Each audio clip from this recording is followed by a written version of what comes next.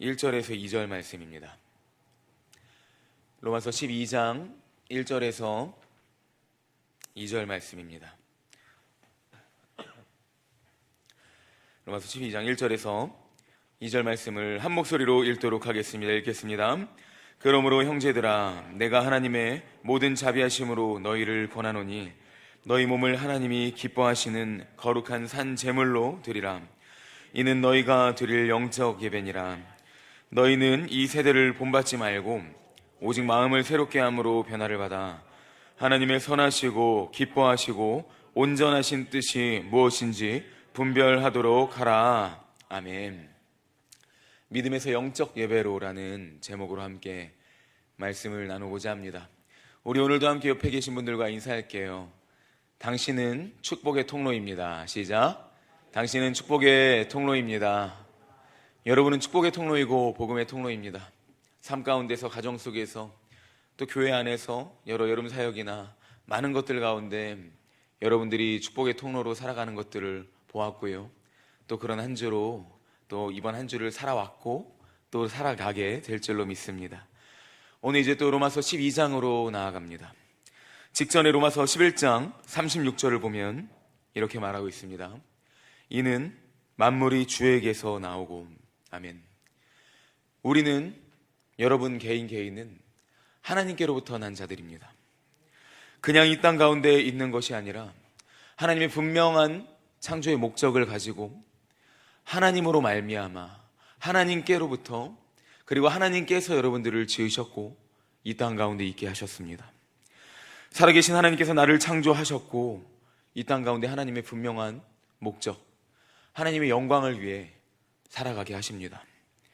하나님을 아는 자들은, 하나님을 믿는 자들은, 그리고 하나님께 속한 자들은 오직 하나님의 영광을 위해 살아갑니다. 로마서 12장은 이제 이러한 자들, 곧 예수 그리스도를 믿는 자들, 다시 말해서 예수 그리스도를 믿는다고 하는 것은 성령으로 말미암아 내가 예수님을 믿게 되었다는 것이고, 이것을 다른 말로 자주 말씀드렸었죠. 그리스도와 합한 자들, 연합한 자들이라고 말할 수 있습니다.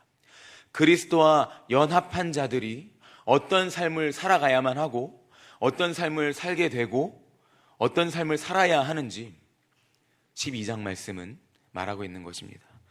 지난주에도 잠깐 얘기했지만 로마서는 1장부터 11장까지 구원에 대한, 예수 믿는 믿음에 대한 교리적인 부분이 있다고 했습니다. 믿음에 대한 부분.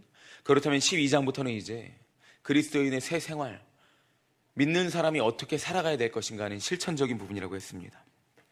우리는 믿음의 사람입니다.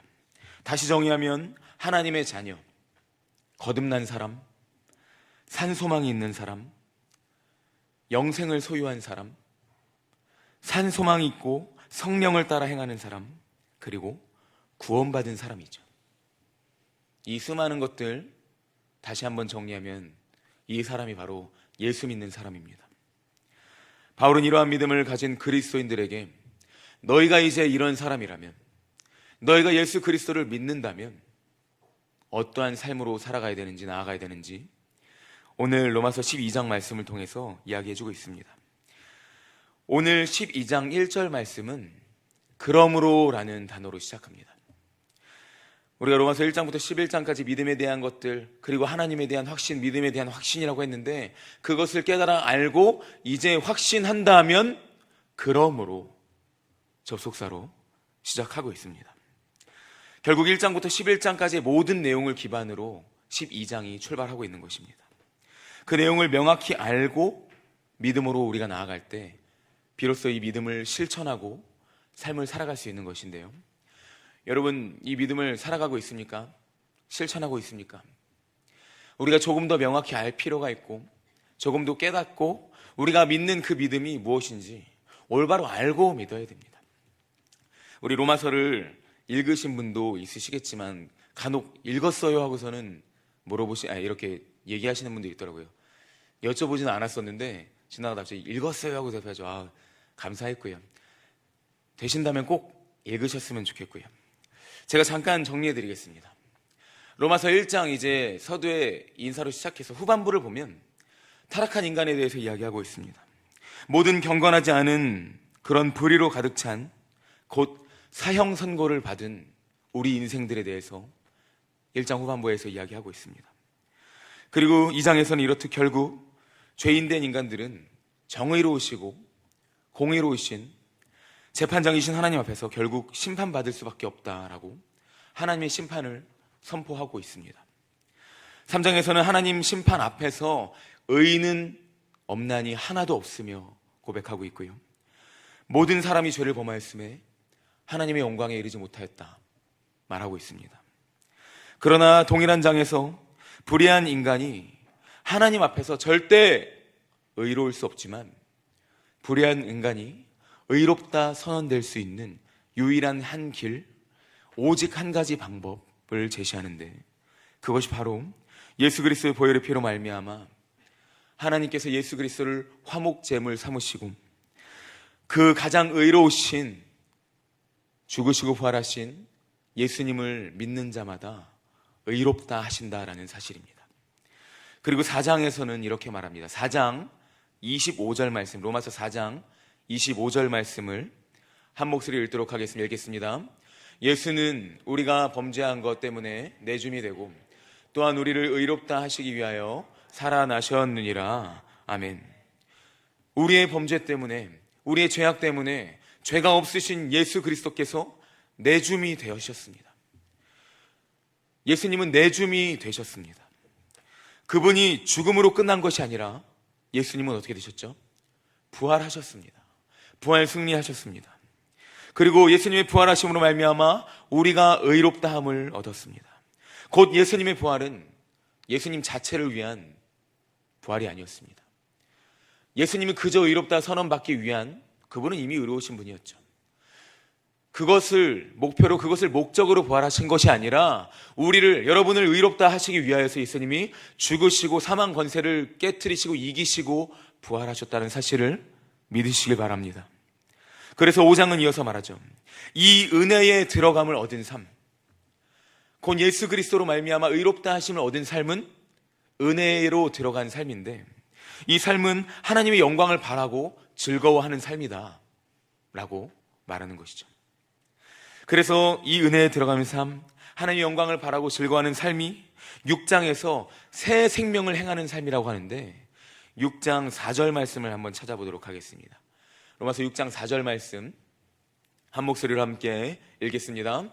그러므로 우리가 그의 죽으심과 합하여 세례를 받음으로 그와 함께 장사되었나니 이는 아버지의 영광으로 말미암아 그리스도를 죽은 자 가운데서 살리신과 같이 우리로 또한 새 생명 가운데서 행하게 하려 함이라. 아멘. 우리는 지금 새 생명 가운데서 행하게 하시려고, 죄된 몸이 아닙니다. 옛날에 그 타락한 생명이 아니라 죽은 자가 아니라 완전히 새롭게 된 이제 살아있는 생명으로 행하게 하려고 예수님이 모든 것을 이루셨고, 또한 6장 13절에서는 우리 자신을 하나님께 드리는 삶을 살아야 된다. 제가 한번 읽어볼게요. 또한 너희 지체를 불의의 무기로 죄에게 내주지 말고 오직 너희 자신을 죽은 자 가운데서 다시 살아난 자 같이 하나님께 드리며 너희 지체를 의의 무기로 하나님께 드리라. 아멘. 6장 13절은 조금 있다가 후에 다시 살피겠지만 우리는 다시 살아난 자 같이 나아가야 된다 이야기하고 있습니다. 이어서 19절에서도 이제 의에게 종으로 내어주어서 거룩함에 이르라 말하는 것이죠. 8장으로 넘어가 보면 이제 영으로서 몸의 행실을 죽이면 살 것이다 말합니다.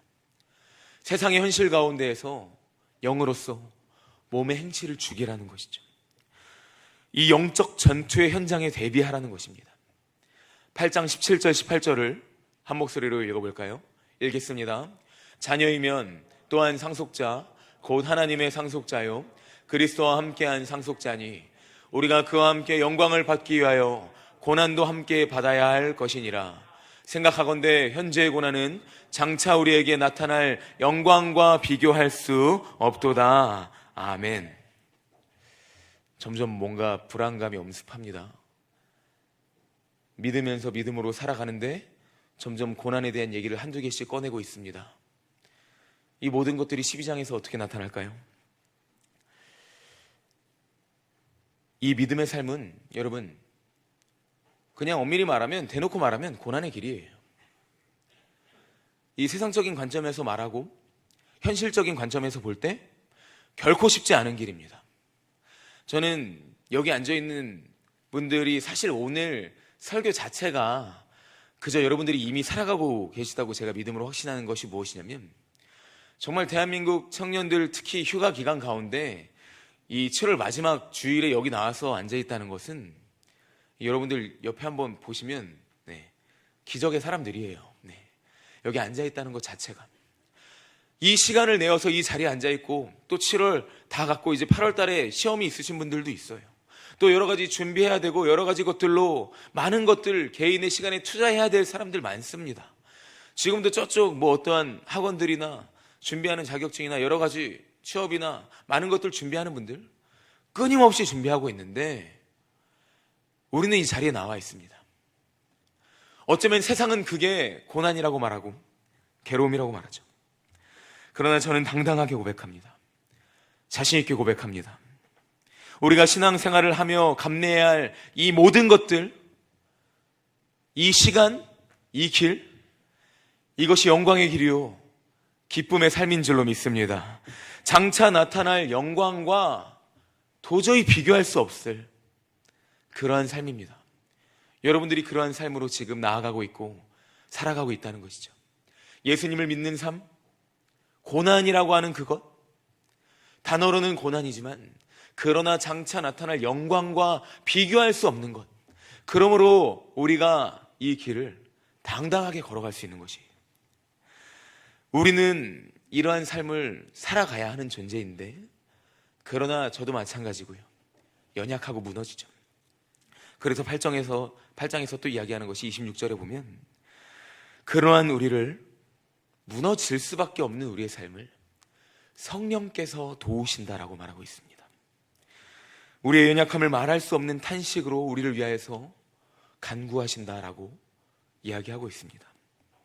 그래서 이렇게 고백하는데요, 우리 한번 8장 37절과 39절 말씀을 찾아보겠습니다. 로마서 8장 37절과 39절 말씀 한번 찾아볼까요? 함께 한 목소리를 읽겠습니다. 그러나 이 모든 일에 우리를 사랑하시는 이로 말미암아 우리가 넉넉히 이기느니라. 내가 확신하노니 사망이나 생명이나 천사들이나 권세자들이나 현재일이나 장래일이나 능력이나 높음이나 깊음이나 다른 어떤 피조물이라도 우리를 우리 주 그리스도 예수 안에 있는 하나님의 사랑에서 끊을 수 없으리라. 아멘. 이 모든 일을 이루신 분이 누구이실까요? 바로 우리 주 하나님이신 줄로 믿습니다. 우리 주 예수 그리스도, 우리와 지금도 함께 하시는 성령 하나님이십니다. 이게 로마서 1장부터 11장까지의 내용이에요. 정말 무슨 유튜브 리뷰 결말 포함처럼 짧게, 정말 짧게 내용 거의 많이 빼놨어요. 그것처럼 요약해드렸는데 이제 조금 읽고 싶은 마음 생기시죠? 한번 꼭 정독하시길 바라고요. 그래서 이러한 모든 내용들 가운데 우리 하나님이 이러한 하나님이시고, 우리 예수 그리스도가 이러한 예수 그리스도며, 우리 성령님이 이러한 분인데, 그러므로 우리가 어떻게 살아가야 할 것이냐.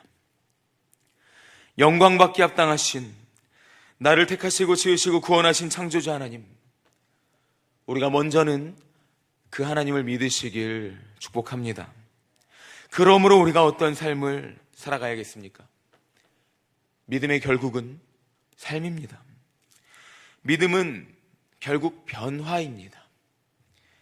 무엇이 변화되셨습니까? 어떤 것이 변화되셨고, 나는 세상과는 어떠한 다른 변화된 모습으로 살아가고 있습니까? 나의 삶의 변화된 부분은 무엇입니까? 변해야 할 것은 무엇이고, 아직 변하지 않은 부분은 무엇입니까? 변한다는 것은요, 오직 그리스도와 연합한 자들이, 예수님을 믿고 성령으로 말미암아 그리스도와 연합한 자들만이 가질 수 있는 특권이에요. 그 변화는 어려운 것이 아닙니다. 그 변화는 그저 힘들고 괴롭고 고난으로 나아가는 변화가 아니라는 것이에요. 새 생명으로 나아가는 것이고, 하나님께서 주시는 이 생명을 누린다는 것입니다. 부활 승천하신 우리를 구속하시고 구원하신 그리스도의 능력에 참여하는 자들, 삶으로서 이 믿음을 살아가는 그 변화를 누린다는 것이죠. 우리 함께 로마서 12장 1절 말씀을 이제 그렇다면 함께 다시 한번 읽도록 하겠습니다. 로마서 12장 1절 말씀 한 목소리로 읽겠습니다. 그러므로 형제들아, 몸을 하나님이 기뻐하시는 거룩한 산 제물로 드리라. 이는 너희가 드릴 영적 예배니라. 아멘. 정말 많이 들었던 말씀입니다. 수련회 때 이번에 중고등부들 수련회 잠깐 하는 거 봤었는데 너무 은혜롭게 재밌게 하더라고요. 예. 막 스탠딩으로 점프 뛰면서 아주 멋있었습니다. 예. 하나님께서 은혜로 함께 하신 줄로 믿고요. 우리 중고등부 수련회 때 밥절로도 이거 많이 했던 것이죠. 이 12장 1절에 대해서 우리가 다시 한번 조금 더 깊게 이제는 청년의 때니까 말씀으로 나아가 보도록 하겠습니다. 여기서 몸에 대한 것들 12장 1절에 보면은 너희 몸을 이라고 했을 때 몸, 이 몸은 우리가 어떻게 보면은 사실 이 전인격적인 부분으로 해석할 수도 있습니다. 전인격, 영과 육에 대한 모든 것들로 통칭해서 말할 수도 있지만, 그러나 조금 더 깊게 신학적으로 가보면은 전인격의 동의어로 찾아볼 수 있는 근거가 사실 많지 않습니다. 그렇다면 무엇일까? 다시 말해서 이거는 말 그대로 몸입니다. 말 그대로 여러분의 몸이라는 거예요. 내 바디, 내 몸이라는 것이죠. 내 육체, 육신 그 자체라는 의미입니다. 왜 그럴까요? 당시에 이제 로마의 헬락 철학의 배경을 보면 그들은 사실 지적이고 영적인 것을 굉장히 중요하게 여겼고, 그리고 이제 몸에 대한 것은 경홀하고 또 소홀하게 여겼습니다. 영은 중요하고 몸은 가벼운 것이었죠. 그러나 사도 바울은 사실 그러한 철학의 배경을 가지고 있는 오늘 편지를 받는 로마 교회 성도들한테 말하는 것이에요. 너희 믿음 좋고 신령하게 산다고 하는데 몸은 마음대로 누리고 어떠한 몸에 대한 부분 그냥 두는 것? 한마디로 몸에 대해서 직접적으로 언급하면서 그 심장부에 핵폭탄을 날리는 것이죠. 직접적으로 몸을 언급하면서 실제적으로 삶을 살 때 우리는 몸이 없으면 살 수가 없고, 하나님이 지으신 이 몸, 타락한 본성으로 말미암아 결국 육의 것들을 쫓으려고 하는 이 몸, 결국 이 말은 무엇이냐? 우리가 실제적으로 숨을 쉬며 살아가는 이 몸을 예수 그리스도를 위해 살아가는 몸이 되게 해야 된다는 것입니다. 곧 성화된 몸으로서 움직이고, 성화된 몸으로서 살아가고, 성화된 몸으로서 행동을 해야 된다는 것이죠. 역설적으로 몸을 직접 언급해가지고 몸으로 살아가야 된다는 것이에요. 구속을 여러분 어떻게 살아가겠습니까? 구원을 어떻게 살아가겠습니까? 결국 몸으로 살아간다는 것이에요. 그래서 어떤 신학자는 결국 구속과 윤리적인 성화된 삶은 같이 갈 수밖에 없는 것을, 사도 바울이 그의 신학의 가장 중요한 것, 믿음이 결국 윤리적인 삶의 순종으로 성화로 나오는 것, 그것을 12장 1절에서 가장 명확하고 분명하게 드러내고 있다라고 말하고 있는 것이에요. 여러분의 몸은 무엇을 하고 있습니까? 여러분의 몸은 어떻게 살고 있습니까? 우리는 분명히 말씀을 통해 깨달아야 됩니다. 우리의 몸은 오직 예수 그리스도를 위한 성화된 몸으로서 날마다 하나님께 드려지고 하나님께로 나아가는 몸이 되어야 된다는 것이죠. 세상의 몸이 아니라 하나님께로부터, 하나님이 가장 거룩하고 가장 귀하게 지으신 그 창조의 때의 몸으로 성화된 그리스도의 분량으로 점점 우리 몸을 점진적으로 성장시켜 나가야 된다는 것이에요. 그런데 또한 여기서 주의해야 될 것이 있습니다. 우리의 몸을 거룩한 산 제물로 드리는데, 여기서 피 흘리는 제물이 아닙니다. 구약의 그 제물, 피 흘리는 제물이 아니라 그리스도와 연합한 나라는 것이에요. 아까 말씀드렸던, 여기서 몸은, 우리 분명히 몸은 맞는데 또 한 가지 주의해야 될 것, 죄악된 몸, 부패한 몸, 타락한 몸, 죄로 가득 찬 몸이 아니라는 것이에요. 몸은 몸인데 그리스도로 말미암아 우리가 연합하였고 예수님을 믿는 자들, 곧 성령의 전이 된 사람들의 특권이에요. 여러분들은 성령의 전이고 성령께서 내 안에 계시는 거룩한 예수 그리스도와 함께하는 자인데, 그러한 사람들의 특권으로서 우리의 몸을 드린다는 거예요. 자, 이러한 의미로 우리 로마서 6장 13절 다시 한번 찾아보도록 하겠습니다. 로마서 6장 13절 함께 로마서 6장 13절 말씀을 한 목소리로 읽겠습니다. 시작. 또한 너희 지체를 불의의 무기로 죄에게 내주지 말고 오직 너희 자신을 죽은 자 가운데서 다시 살아난 자 같이 하나님께 드리며 너희 지체를 의의 무기로 하나님께 드리라. 아멘. 이것이 무엇이냐면 우리는 죽었으나 구원받아서 생명을 얻게 된 자들이라고 하는 것이죠. 그러므로 다시 살아난 자 같이 하나님께 나의 이 몸을 드린다는 거예요. 그러므로 내가 다시 살아난 자 같이 하나님께 우리의 생명을 드린다는 거예요. 죽음의 위기에서 극적으로 다시 살게 된 사람들, 그 사람들의 신앙의 고백들을 보면, 간증들을 보면 정말 엄청나요. 저도 지금 어른들과 함께 교구를 담당하면서 또 어른 성도들 같이 섬기고 있는데, 우리 어른 성도분들 가운데에서도 정말 죽을 고비에 투병을 하셨던 분도 있고요, 죽기 일보 직전에 사고였는데 하나님께서 구해주시고 정말 새 생명을 누리게 해주셨다라는 그러한 삶의 고백 속에서 그분들이 신앙생활 하시는 거 보면은 덤으로 주신 인생, 덤으로 주신 생명 때문에 하나님을 사랑하는 것, 기도하는 것, 말씀, 그냥 그런 거 경험하지 않은 자들과는 너무나도 다르게 하는 것이 눈에 보여요. 여러분, 그것으로 끝나는 것이 아니라 우리 또한 삶의 실제적인 그런 경험이 없다 할지라도, 그러나 어떻습니까? 우리 모두 마찬가지로 이미 죽은 자들이 생명을 얻게 된 사람들이라는 거예요. 우리는 이미 죽었지만 하나님이 나에게 생명 주셔서 영원한 생명을 누릴 수 있는 자가 되었다는 것입니다.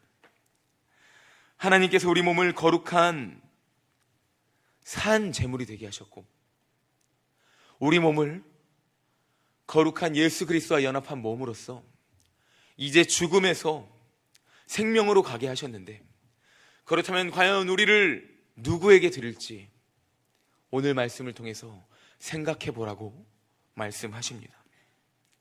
또한 여기서 우리가 제물 앞에 어떤 단어가 있죠?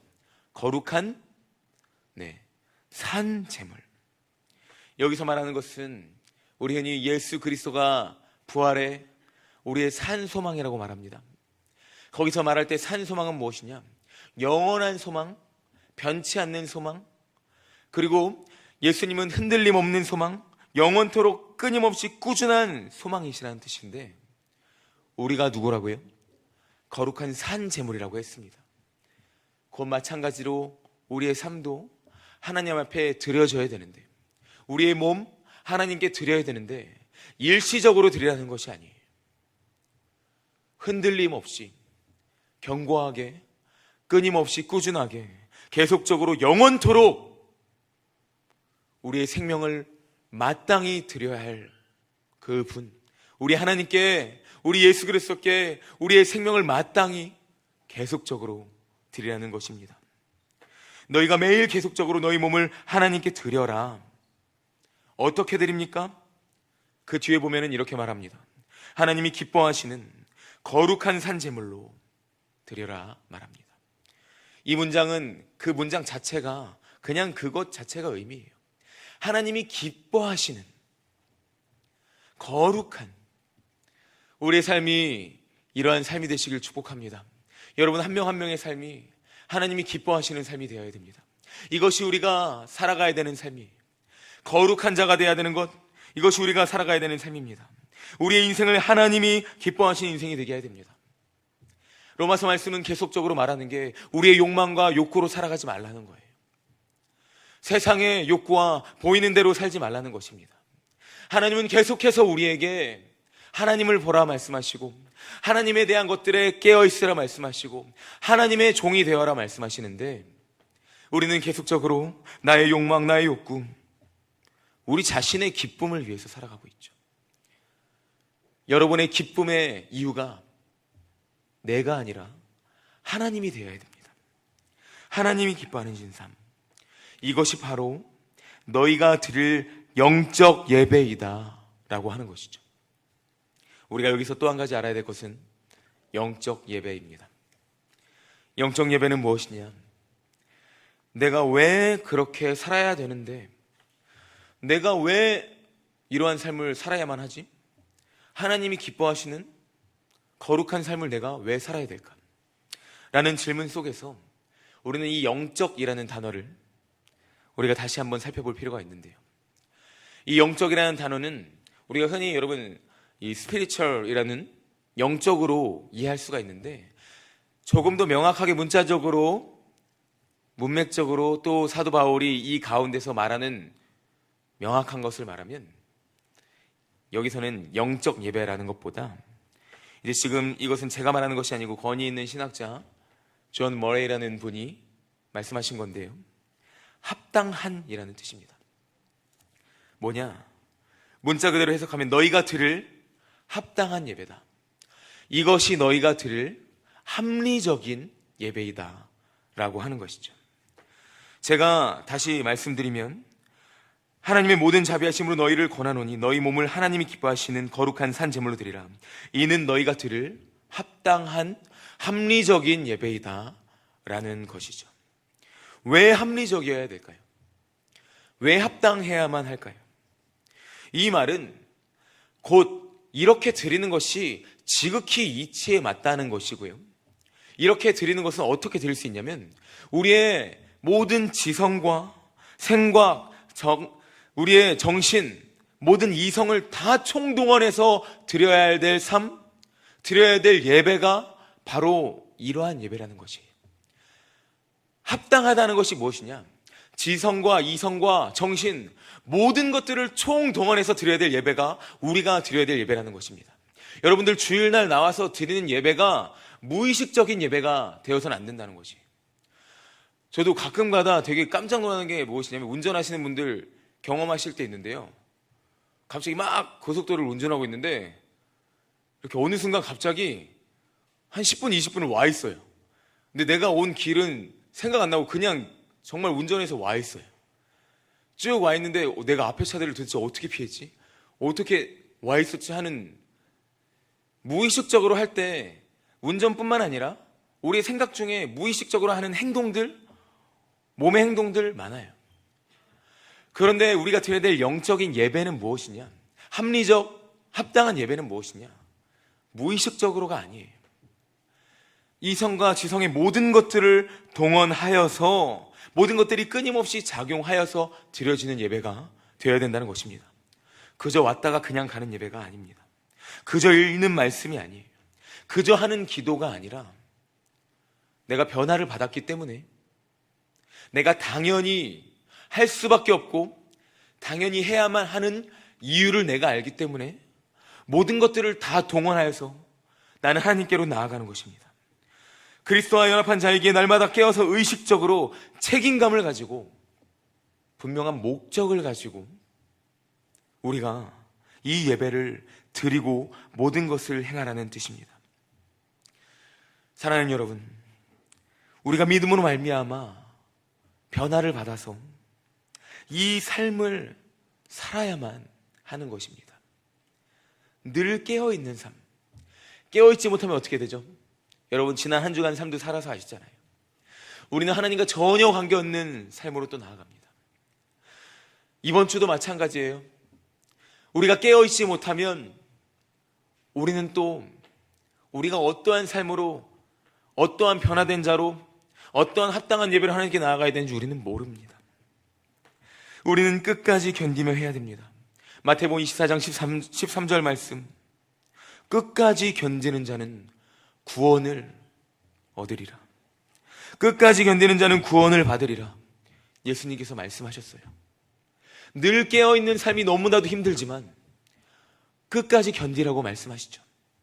이 말을 다시 한번 뒤집어서 말하면, 구원을 받는 자가 결국 끝까지 이 삶을 견디면서 생활하는 거예요.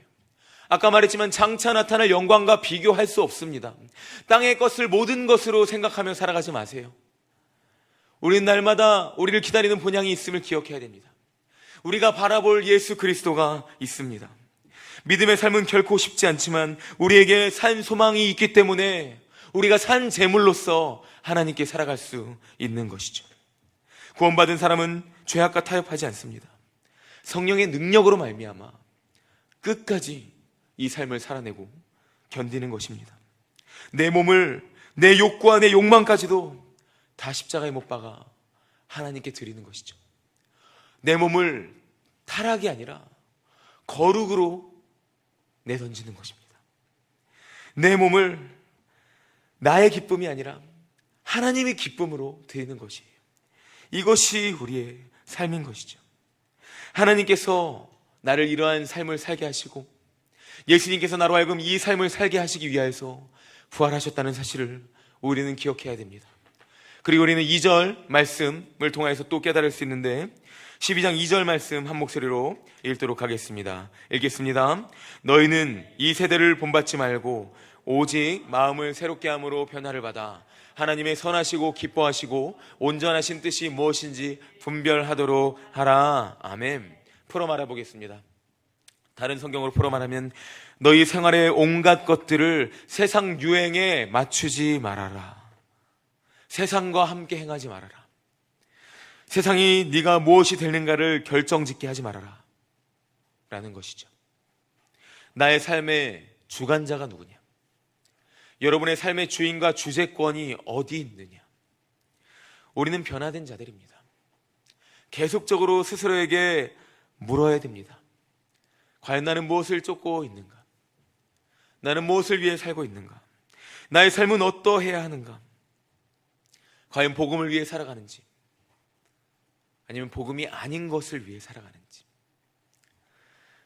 마음을 새롭게 하는 것으로 타락된 생각, 이전에 헛된 욕심들, 모든 것을 다 버리고 우리가 변화되어야 한다는 것인데요. 믿음의 사람들은 이렇게 변화가 되어야 합니다. 교회를 다니면서도 아직도 변하지 않는 저를 비롯하여서 수많은 크리스찬들로 말미암아 그리스도의 빛이 변형된 빛으로, 이상한 빛으로 세상 가운데 비춰지고 있습니다. 우리는 분명히 빛으로 나아가는 자들인데 세상은 오히려 교회의 어둠이라고 말합니다. 우리는 회개해야 됩니다. 하나님의 영광을 위한, 복음 전파를 위한 변화된 자로서 날마다 깨어 있어야 됩니다. 여러분이 이 역할을 감당하는 자들이에요. 여러분이 이 역할을 감당해야만 하는 분들입니다. 아직도 나를 위해 살고 있다면 이제는 복음을 위해 살아가시길 예수님의 이름으로 축복합니다. 감사한 것은 2절에 보면 변화를 받아라는 말이 성경 원어를 보면은 이러한 뜻이에요. 이 성경 원어를 보면은 여기서 이제 아나카이노세이라는 건데요. 아나카이노세이에서 아나라는 말은 위라는 것을 뜻합니다. 헬라어에서. 그러니까 즉 변화를 어떻게 받았느냐? 내 스스로 자성찰에 의해서 받은 변화가 아니라, 내가 깨달아서 받은 변화가 아니라, 성취한 변화가 아니라는 거예요. 위로부터 받은 변화. 하나님께서 변화시켜 주셨기에 내가 변화되었다면 언제 또 우리는 변심하고 또 변하게 될지 모르지만, 그러나 하나님께서 변화시켜 주셨기 때문에 겉으로는 내가 또 여러 가지로 무너지는 것 같이 보여도, 그러나 우리의 속사람이 날로 날로 새로워질 수 있는 것입니다. 왜냐하면 하나님께서 나를 변화시키셨기 때문이에요. 하나님께서 나를 변화시키시고 이 변화된 삶을 살아가게 하십니다. 나로부터 시작되는 모든 것들은 결국 한계를 가져옵니다. 나로부터 시작되는 것들은 결국 한계에 봉착하게 됩니다. 여러분, 이 믿음의 생활, 변화된 삶, 하나님으로부터 시작하십시오. 하나님으로부터 찾고 구하며 그 안에서 말씀 가운데서, 기도 가운데서, 예배를 통하여서 말씀하시는 하나님이 주시는 그 지혜를 깨닫고 믿음으로 순종하며 나아가시길 축복합니다. 내가 시작하고 싶어서 하는 믿음이 아닙니다. 하나님께서 우리로 하여금 변화시키시길 원하십니다. 하나님의 말씀 그 앞에서 우리가 비로소 하나님의 그 뜻을 깨달을 수 있는 것이죠. 하나님의 그 말씀과 기도 가운데, 예배 가운데 우리가 깨달을 수 있는 것입니다. 이러한 삶을 살았던 성경 인물들도 정말 많아요, 여러분. 가장 대표적인 사람, 담임 목사님께서 설교 가운데 참 이 분을 많이 말씀하시는데, 요셉도 그랬어요. 어떠한 이성적인 성적인 유혹 앞에서 무너질 수 있는 건장한 시기였지만 깨어 있으신 하나님 앞에서 내가 어떻게 이런 일을 행하느냐, 그는 깨어 있었습니다. 모든 것들을 뒤로 하였습니다.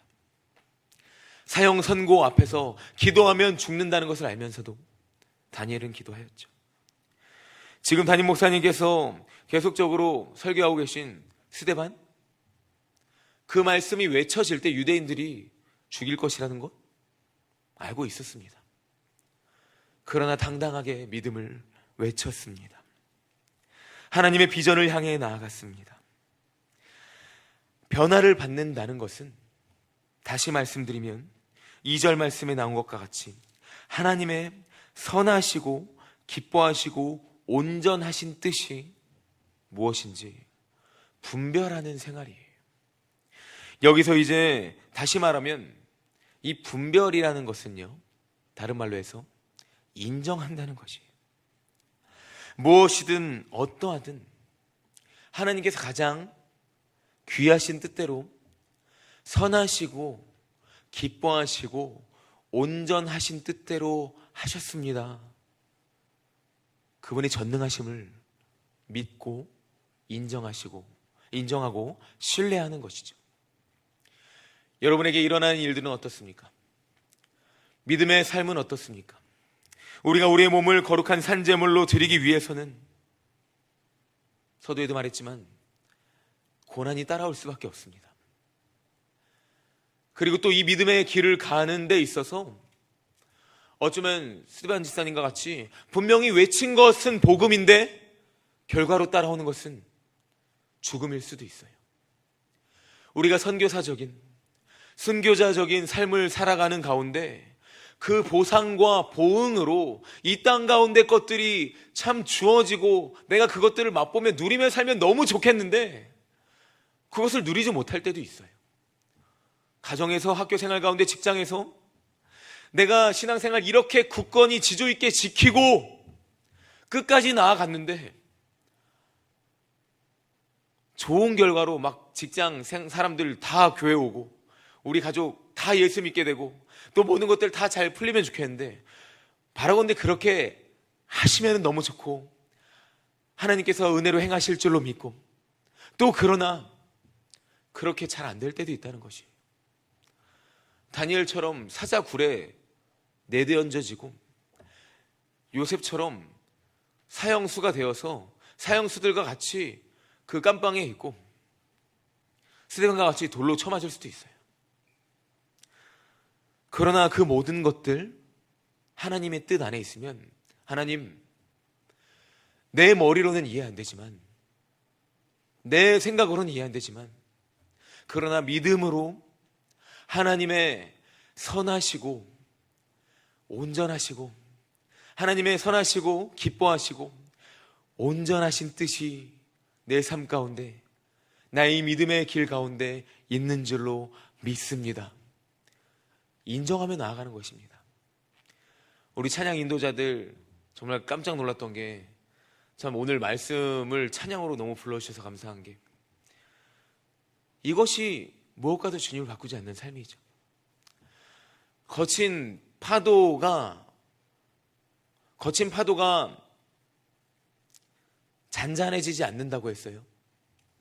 물론 예수님이 말씀으로 잔잔케 하셨지만, 그러나 우리의 삶이 거친 풍파와 풍랑입니다.